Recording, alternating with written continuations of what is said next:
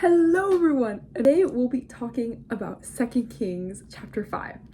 And the great apocalypse of 2026 is finally here! Woo! And I'm really hoping I get school off, but you never know. Really excited to eat this orange. Today we'll be talking about the story of Naaman. And this one isn't a very common story, but essentially Naaman was a famous general and he had leprosy. And he needed healing. And leprosy, it's a pretty tolling sickness.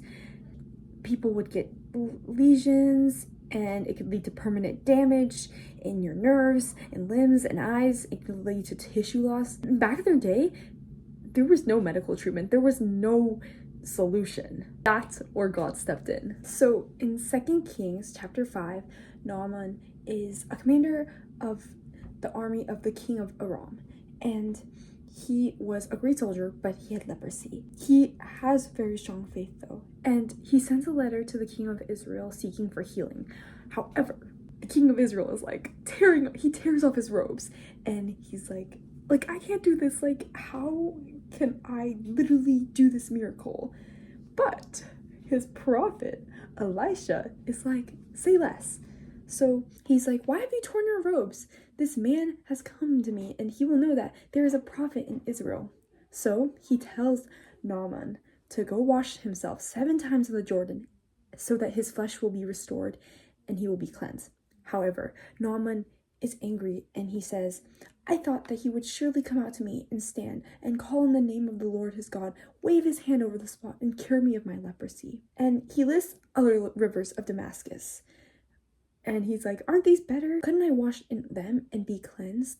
So he turns off. However, his servant says, if the prophet had told you to do some great thing, would you not have done it? How much more than when he tells you wash and be cleansed? So then Naaman does it, and he is cleansed and becomes clean like a young boy. And I think there's a couple takeaways here. First, that in order for us to be able to experience God's full power and the amazingness of his glory, we need to push away our pride. Because Naaman, because he thought, this is such a strange way, right? Why didn't he snap his fingers? This makes no sense. And also the Jordan wasn't very clean. Why would he give me these instructions? He is essentially literally ignoring the fact that there's literally a solution. A prophet of God has literally told him, provided him healing.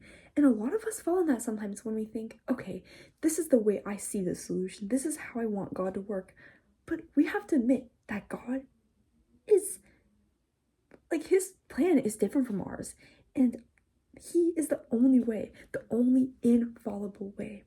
It's also important to notice that a lot of times, we look for so many different solutions. We look for so many ways. And we forget that, first, sometimes God has literally made a way. And we have to make that first step and admit that sometimes we have to humble ourselves and set aside our pride in order to seek God fully. It's also interesting, the faith of the servant girl compared to the faith of literally the king of Israel. This king is supposed to be the leader of his people, and yet he shows little faith. He doesn't even think of the fact that God has literally performed so many miracles. Israel falls into many cycles of sin too, but it's so easy to forget who God is. But it's the servant girl that is reminding Naaman, hey, look, you have a God here. God has been faithful time and time again. All you have to do is trust him. God has literally given you a way. All you have to do is follow it.